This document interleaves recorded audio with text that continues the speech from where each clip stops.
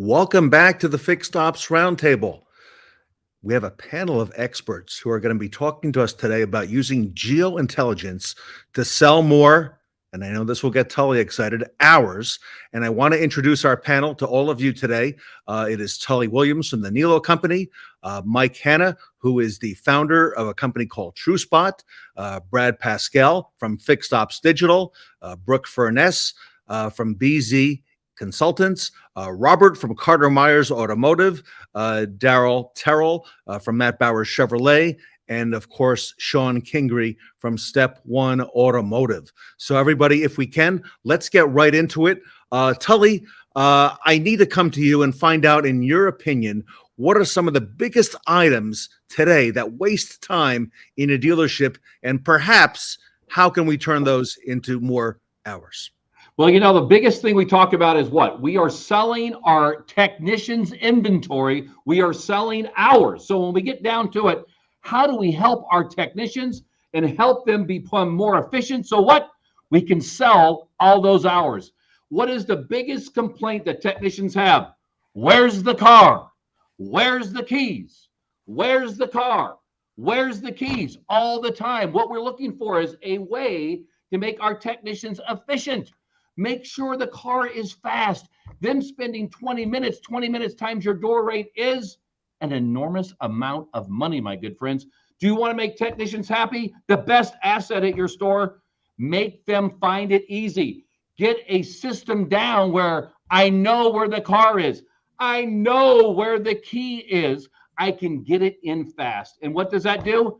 Gives you more hours to sell, which in turn makes customers happy, because we are truly in the repeat referral business. Tully, I think a lot of people don't know this about you, but before your dealership career began, you were an independent shop owner and you had your own shop for many, many years. And so you've got the experience on that side. And now, having been involved in running a very successful big dealership group, have you seen much change in the need to be able to find things and be able to find them quickly and efficiently to help the technician find the vehicle? I can guarantee the first Henry Ford car that went into a service department, they lost the keys. I can guarantee it. So when it comes down to fundamental things, I say we are still in the Stone Age of trying to find ideas to help our technicians do what? Become more efficient and happy. So the issue is that keys and cars have been around forever, and it's the same problem we've had probably when Ford started to today, where we have struggles. As we grow out, when we have multiple car lots, especially the used car guy, I feel sorry for the used car tech. Where's the car? It could be at a body shop 10 miles away. We don't know. And he spends 20 minutes looking. He's like, 20 minutes, 20 minutes. Add up all the time a technician's looking for keys and cars, times it by your door rate, or use your effective labor rate gross for parts and labor. Ours is 160 times every hour wasted. You've got yourself a pay raise, my good friends. Brad Pascal, you've been involved with a lot of dealerships, working in store, and now with your role at Fixed Ops Digital. What are some of the biggest time wasters that you've seen at the dealership? Yeah, I think one of the biggest time wasters is not setting yourself up for success online. So like when people are scheduling appointments, they come in and then the service advisor has to redo the whole RO because the service scheduler isn't easy to use. And so, one thing that's really important, with the keys and the technicians and stuff like that is transparency. It's the same thing online. You have to have that same transparency. So take 4 or 5 of your really good customers, bring them in for a dinner, have them give them 4 or 5 different scenarios and have them walk through your service scheduler. Because if it's a car guy doing it, we're going to know where to go. But if it's a customer doing it, then you can get some really good insights that way. Yeah, good point, Brad. Brooke, I think Tully and Brad are right. Tully mentioned that, even back in the 1920s, in the roaring 20s, Brooke, that they probably had an issue with time wasters. Brooke, in your opinion, I know you spent a lot of time retail, some time wasters that you've seen at the dealership? I think there's a lot of them, first off, but I think when it comes right down to it and you try to say what's the issue, it's intention versus the process. Your intentions may be that we want to have not use a paging system that no one hears and you get paged 1,500 times. Our intentions are that we want to have this seamless process, but there's no one at top saying, okay, we're going to actually work on this, work it out beforehand, and then actually implement it. Our intentions is that we're going to have an online service scheduler that works perfectly, but no one actually inspects to make sure that any of the parts are actually working and everything is talking to each other. So when you look at all the amazing things that could be done, the intention is there, but the process is never actually thought out beforehand and then worked out, and all the parties are together. Tolly and I were on a panel together earlier, and I have since Tolly, I don't know if you know this, I've told the story multiple times, and every store I've went into, and I go back and listen to this. And when the Roaring Torrens go, you need to listen to this whole episode where I want all service directors, I want your office right next to the F&I. Because now you can have that communication, because now it's no longer intention. You can actually have that process in place. And so there's so many different things. And everyone on here is going to have an awesome idea, but when at the bare bones, the main foundation of it, what's your process? Because all these things aren't going to work, whether it's TrueSpot and geolocation, whether it's appointments, whether it's the phones, whether it's marketing, none of that works if you don't have the process in place first. So that would be my answer to that, is that you got to have the process in place. Robert, at Carter Myers, you're part of a huge dealer group that's getting bigger and bigger, it seems, daily. You've got a lot of lots, a lot of vehicles in a lot of places. What are some of the time wasters that you're familiar with that might be unique to a group like yours? Yeah, absolutely, guys. Everything everybody said so far is exactly spot on. Taking from that and looking at different features and things that we run through, parts is a huge situation where we try to find ourselves keeping our technicians in our bays and getting the parts out to them, utilizing and, putting a parts counter person out in the shop, going to the technicians, keeping them there, keeping them busy, allowing the parts to come to them, keeping the parts guys mobile in essence, and keep them moving around. Like Tully said, selling more hours, allowing us to keep moving forward and selling more hours. And really, I think Brooke said it best. It comes down back to process and everybody kind of having a real key of what's going on and where everything is, and working together as a team to facilitate all that so it comes together. So unifying it all, putting it all together is definitely a big part of what needs to be done, especially with multiple buildings, multiple locations, and multiple people being involved across the board, across different dealerships and different stores. So it's definitely a struggle and something we deal with every day. Daryl Terrell, your thoughts? Coming up in the industry, man, I cut my teeth as a technician. So a lot of time wasted I experienced was searching for keys, searching for cars. Tully, great analogy with the used cars. I'll never forget, man. One time it took me like an hour and a half to find a used car.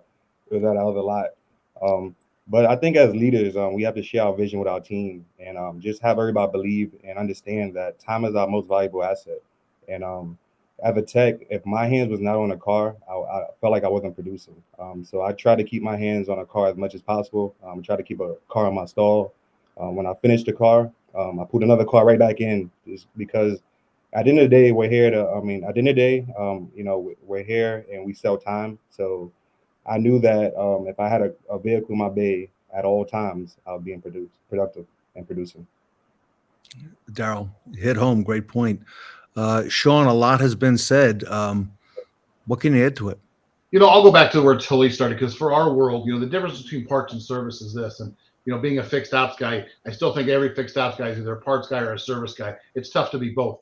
The difference between parts and service is parts will still sell that part tomorrow. If we lose an hour, as Daryl said, if you lose an hour and a half looking for a car, guys, you're not getting an hour and a half back. They're still going to sell the air filter and the oil filter and the wiper blades on that used car. But that hour and a half is gone. Take it back, even what Tully said, how many minutes does it add up? If you go to Toyota or you go to a Ford store and you install a good operating process quick lane, the parts are in the bays. Even if you had a little bit of shrinkage, keeping that tech from walking back to the parts counter and talking. Guys, if you're not around searching for keys for a half hour, which means you got to stop at Billy's Bay, then you got to stop at Bob's Bay. Oh, then by the way, you got to stop over here. Oh, by the way, now you don't even know what you're looking for anymore. So you go back and get the RO to look at the tag number again. And I'll take it a step further. Let's talk about CSI and the cashiering out process with customers. Hey, like we talked about, here we go. Oh, I know where your car is. You saw it outside, but I can't find your keys because the technician left them on his box. It got hung up on the wrong key tag. The tags got changed and nobody said anything. It's in the technician's pocket 4 miles away because he left at 5 o'clock and it's 6:30 at night. I mean, to streamline the process, again, minutes are money, period. Minutes are money. So, Mike Hanna, this is your audience at TrueSpot. These are leaders in the industry in fixed ops, and it's amazing the passion, right, Mike, that they've got on the hours and the time and the focus. And take us through some of your thoughts and how you came up with the solution. Yeah, I love the conversation, and I love the passion, and I echo that. So we've actually done the math, as you guys can imagine. So looking at unapplied time, front of the house and back of the house, this is billions of dollars with a B. So if you take that time and you just start to multiply that by the wage rate, it very quickly adds up. And if you take just the U.S. market, it's billions of dollars in wasted time. So that unapplied time is a direct hit. All the different things that were mentioned, to customer service impacts, to inefficiency, and measurable impact on the financial statement. So that's a huge thing. The second thing, and I'd love to hear, is process. And so we invented what we think is a really cool, great technology. It works really well.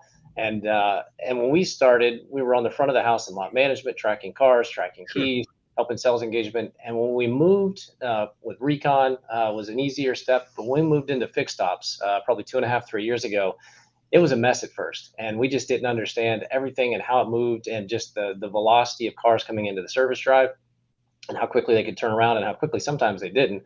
But what would happen is our tags, our little radio trackers that were very easy to apply, much more process oriented, I think from a variable ops side of things, just didn't work. It fell apart on the fixed ops side. So we had some trials and tribulations early on until we figured out how do we best integrate not only into just some of the technology that's back in the back of the house, but just into the process. And I'll hold up a little visual aid. It became as easy as this. So a hang tag we're all familiar with, but color coded for the service advisor. Also, the number is also a lot of times, and this is variable by every dealer partner that we work with, but ROs pre-programmed into the system. So this is 6011, blue stands for Johnny. And so these go easy on, just obviously hangs in there. The little radio transponder is here, already correlated. This will tell you wherever that car is at on campus at any given time. And then the same thing with the key, little carabiner attaches to this, and so it easily comes off. And now if the key gets separated from the car, we're tracking the key in real time, and same thing, you have 6011 in blue. So now you have a visual coding as well as an easy operational implementation. The process is critical, and how we integrate into that existing process and make it as seamless as possible, and even add value beyond what the technology does, which we believe is huge. But just the easy implementation of colors and numbers that correlate with some things that are already in the existing systems really eases that onboarding and really makes the system hum, I think. Mike, I know you worked in dealership. What made you, realize that this was a necessary ingredient in retail dealerships, and then applying it not just, like you said, to the front end, but to service, fixed ops, service and parts? What were some of the things that were involved in that? Yeah, basically it's discussions just like this. And so I'm a technology guy, and I've worked in retail automotive, so I understand the business. But basically just having these conversations and going, okay, I think we can solve that problem. We can do this in a different way. We can implement a technology in a different way to enable solving that pain point, solving that age-old problem and some of it, quite interestingly, lost keys and the cost of keys, to me seems that it's just become just a part of the business, and it's a headache, and there hasn't been a good solution besides great key lockers and those sort of things from a key security perspective. But where is it at operationally? And so bringing that to market, all of a sudden, wow, I didn't know that we could solve a problem with this technology. And so, but mainly it's having these conversations. And I go back to, we started with location. We figured out how to create location and location awareness and this geointelligence, we call it.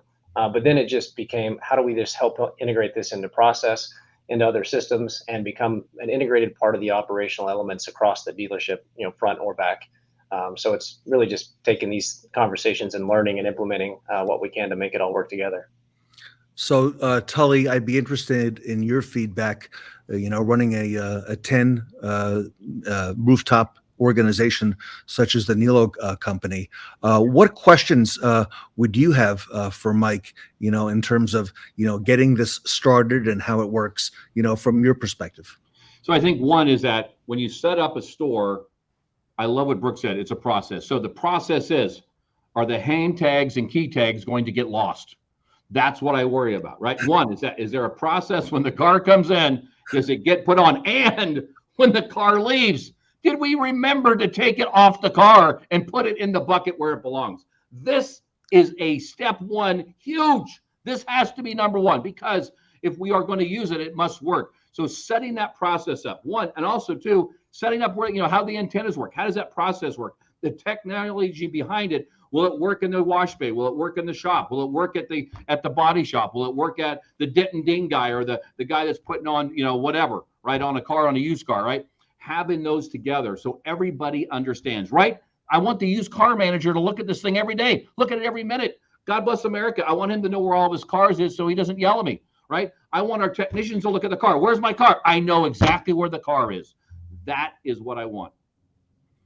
Mike, what are your thoughts?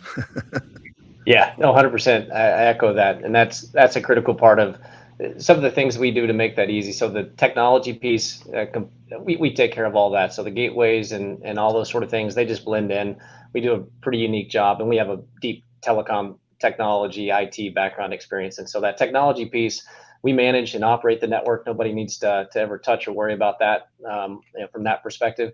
But most importantly, then, just as Tolly was saying, how does that operational implementation work? And so yeah, we're really big. Every dealer is different. And so it could be we're in a room with 50 associates at a dealer and doing a training with, in an executive conference room, or we're just doing one-on-ones all the way through to the service drive, to everywhere we find somebody. So we touch everybody and they sign off that, yep, I know how this works.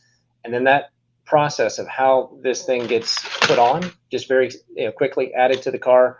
And then, hey, when that car is ready to leave with the customer, the last thing you do, whether it's written into a process in a digital checklist or a paper checklist, or whatever the case is, that, hey, you put this off, you put it back in a bucket, because guess what? You're going to reuse it on the next car that comes in the next 10 minutes, sort of thing. So that's really key for us, no pun intended, but to really work and understand the operations at every dealer partner and make sure that this is a seamless experience and only adds to the dealership from a value, from a process perspective, and doesn't take away. And Tully, Sean Kingery, for example, I know his dealerships are spread out over numerous states. Okay.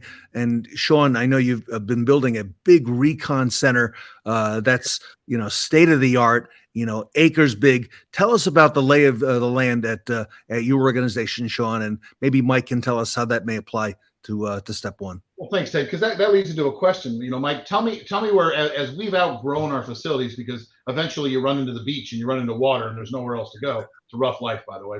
But as you move into water, we're now building offsite facilities. And I know as you go to major metros, a lot of them just have dealerships that are on site, and the repair facilities are actually miles away.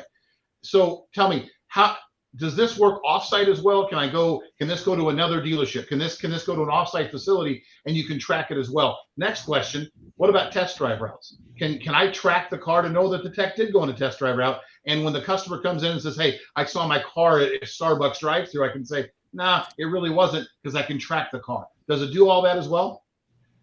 Yeah, so great questions. On the first question, yeah, absolutely. A lot of our big dealer group partners have group recon centers. And so you have retail, obviously, lots, and you have service happens there, and then a lot of the recon or even fixed stops happening in big kind of group centers. So absolutely, the campus networks are kind of easy set up from our perspective as far as deploying those and setting those up, and lots of really cool examples of how our dealer partners are using that, and just the example that you mentioned there. And then off-lot, driving. It depends. So we have a lot of different technology products. We have an OBD2 device that's an easy plug and play. So this is just plug, decodes the VIN. It's also reading odometer and fuel and TPMS from the car, which you probably don't need necessarily in service because you've done that diagnostics. But those things are great for the front line. But it is tracking that vehicle as it moves wherever it goes, anywhere in the U.S., Canada, and Mexico from that perspective. So you could see test drives and those sort of things if that's the use case. Perfect. Daryl, I love the questions that everyone's giving to Mike, because these are questions that the audience, Daryl, has as well. Now, from your perspective, okay, having been a technician and now running, a very successful dealership, what are some questions or some thoughts that you might have for Mike?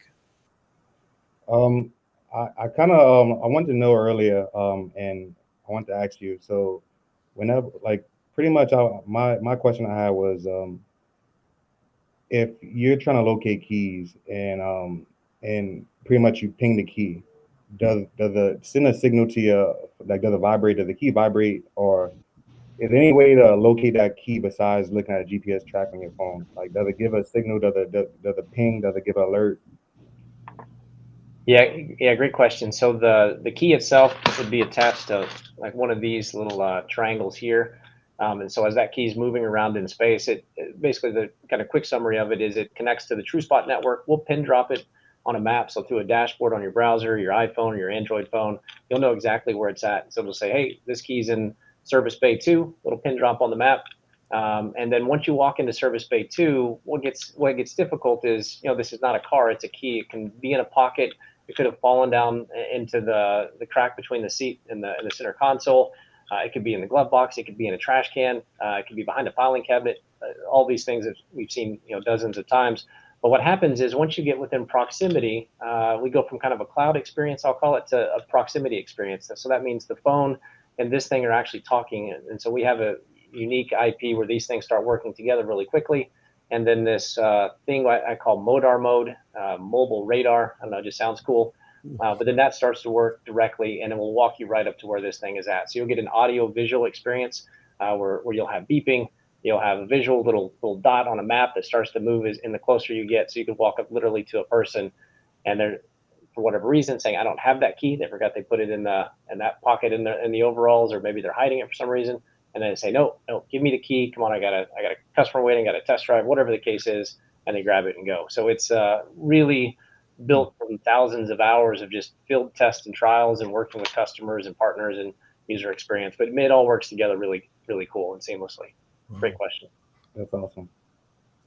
Brooke, I'm amazed at all the technology that we see here at the Fixed Ops Roundtable. Brooke, when you and I talked, early this summer, I don't think any of us could have imagined all the different developments, right, that have come down the pike, Tully, right, with fixed ops. And Brooke, I'm so glad that you are involved with the roundtable. From a process perspective, though, Brooke, Tully's right. It's a lot of the basic things. Making sure that the tag is placed on and then removed at the end. What are some things that that you notice and that questions that you have for Mike Hanna as well? Yeah, as soon as I saw us on this panel, I got really very excited for a lot of reasons. One, it's a great panel. Two, it's Fixed Ops Roundtable. But three, my other half, he was over a store that the downtown Chicago, it was we'll call a destination store more or less, because it was all valet. There was no parking lot. So the Sells dealership was in one area.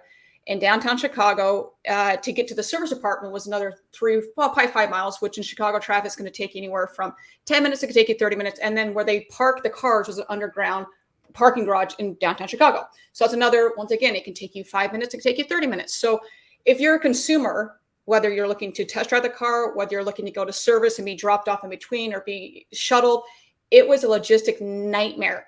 And if there would have been, I don't know at the time if TrueSpot was there, it nightmare is all I'm going to say. So the question I have for you is, I'm going through all this, how does that work with being in a metro area and being underground, very underground, in a spot where there's no cell reception? Does the tag still pink? Yeah, I love that question. So the answer is yes. So we're parking garages, subterranean basements. So we can tell you level. So if you're 6th floor parking garage in the northwest corner, so our system overcomes all those, what I'll call deficiencies of GPS. We do GPS as well, but really the main bread and butter for us is at a campus level or multi-campus level, and all those little crazy use cases. Like, do we want to know that car is in that service bay? Is it on the 3rd floor in the northwest corner of that parking garage? The answer is yes. So we have a unique low power radio technology that allows us to cover the campus or go out far and wide, and that allows us to get into those hard to reach areas from a cell coverage perspective. And lots of examples of dealer partners where we've done those implementations and capture those use cases. So just to go on that a little more, I think that is something that is so key, because too often you get in a position, whether it's something like that or there's other logistical nightmares I've seen throughout my time being with dealerships, that is so big, because there are other things where you try to go, I have a tile, and I've also seen Apple tags, and you run into issues with a tile. And I'm not knocking tile, but if someone says, oh, I'm going to use a tile, you're going to run into issues. We just had it recently where a friend lost his keys at our house. And the only reason we could find them is that he had to ping me in order to find them. Now, it was great, but there was it was very clunky. So being able to have something like your tool that a dealership can have for all areas of the dealership is just phenomenal. So incredible job on what you're doing. Just thank you. No, yeah, awesome. Yeah, it's great feedback. Yeah, I think quite a bit different. We get that a lot. Is it a tile? Is it an Apple AirTag? And so kind of the same from a principal perspective, but totally different from a technology. So this is built for dealerships. Our cloud platform processes well over a billion data points a month of all these locations of assets that are out there. So what we're tracking in real time, and really built and optimized to integrate directly into dealerships. So we've done 35, maybe 40 different integrations with technology players in the space, from all the DMS guys to the inventory management guys to other location companies and key companies and everything in between, to bring the whole experience together. So it's quite an integrated and built for dealerships. And so, one-on-one as a consumer, tile's great, AirTag's great. But if you're looking at it from an enterprise perspective at a dealership level, good luck trying to put a tile in there and make that work. It just won't. We're talking, everybody, about using geointelligence to help sell more hours and not waste time at the dealership. Mike Hanna is the CEO and founder of TrueSpot. And Mike, you've got on the panel today some of the fastest growing dealership groups in the country, among them Carter Myers Automotive. Robert is with us today. Robert, your group, as I mentioned, is moving and shaking. What are some thoughts and some questions that you may have, or some ideas for Mike as well?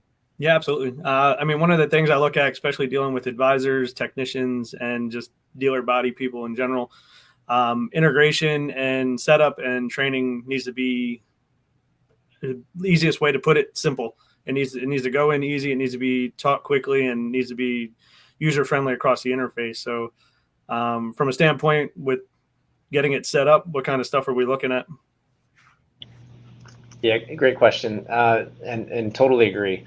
So, and more often than not, the feedback we get is like, oh, we're good. Within 5 minutes, like, okay, this is simple as pie. And we built it that way on purpose. So there's complexity in the technology, but the actual end solution, the operation, the user experience is super simple. But the quick process of how it works, and new dealer partners coming on board, we'll have what we'll call a site survey. We want to understand the campus, what elements, what offsite lots, what offsite partners, where do you need to know where stuff is at? How do your operations work, and where does your stuff go day in and day out? So that kind of happens offline. Once we get to the dealership, we're there, we're walking, site walking, we're understanding operations, understanding who does what. We'll be on site for anywhere from 2 days to 2 weeks, depending on the size of dealer, is it multiple rooftops and that sort of thing. And really it's integrating into process as the biggest part, but we're also putting up a campus-based network that is totally tuned to that dealer's operations. And so if we want to know that something is in that service bay, or if there's a parking garage or subterranean, or whatever the case is, then we can build the network on site with the flexibility to do that sort of location awareness. And for us, the technology piece takes care of all the complexity of how we can do that. So we can do that network very quickly. Most of the time it's set up in half a day, and then we just go through a tuning exercise and then a lot of operational training, understanding, integration, pulling all the parts and pieces together, so that when we leave, we don't ever leave forever, but when we leave the first day, it's I'll call white glove. Everything's working and operational, and you're good to go. You're fully TrueSpot implemented at that point. Brad, you see a lot of technology, in fixed ops, as I do, right? And Brad, I got to say, this one is pretty impressive, in terms of the benefits that it brings to consumers and to dealers. Yeah, I think this is, so Mike and I are good friends, and I was super excited to get asked to put on here. I think one of the things that it brings to the automotive industry is you have to look outside of dealerships of what we're up against, right? When you go to a Jiffy Lube, or you go to a Meineke, or you go to those places, you can watch your car the whole time, right? So there's transparency because you can see your car the whole time. At a dealership, you can't see your car. You lose sight of that car. And so what Mike's done is he's taken, and I say it all the time, he'll get in trouble if he says it, but I can say it. So he's taken like a Domino's pizza tracker approach to your cars, right? And he can let his customers know where the cars are in every process. And I think that anytime you add that level of transparency, then those independents don't have that over your head, right? And so you remove another obstacle where you can take a step back and focus on hours, right? Take a step back in doing that. But the first thing that you have to do is you have to set yourself up to where they can't say, oh, well, it takes so much time. You don't know where your car is. So you have to take that back first. And I think that's a beautiful thing that Mike does in his company. And I'm a big fan. Good point, Brad. I love it. Mike, I'll give you the last word. Bring it home and tell us how we can learn more as well. Yeah, first, just thank you, Ted. Thank you, guys. This is an awesome panel. I love the discussion and the questions. And these are the things that just helps TrueSpot just become who we are. So yeah, definitely appreciate all the time and feedback. Yeah, so for us, it's pretty easy. Go to TrueSpot.com, TRUESPOT.com. Or just email me, Mike at TrueSpot.com. I'd love to just have a conversation and understand how we could potentially help out and learn more about any dealer partners out there. Just that'd be the easy way. Mike Hanna, everybody at TrueSpot, some of the best technology coming to a dealership near you. Mike, thank you so much. I want to thank the expert panel. Sir Tully Williams, thank you so much for your great contributions today. Brad Pascal at Fixed Ops Digital, a great friend of the Fixed Ops Roundtable, as is Fixed Ops Digital. Brooke Furness, thank you so much, Brooke. Appreciate all that you do. Robert from Carter Myers, great job as always. We'll see more of you at the Roundtable. And Daryl Terrell, welcome back as well. Thank you for all that you do, and we'll have you back again and again if you so oblige. And Sean Kingery, hope to be able to say Sir Sean someday in the very near future. So, Mike, thank you so much. Everyone, Mike Hanna and the Geointelligence panel here today at the Fixed Ops Roundtable.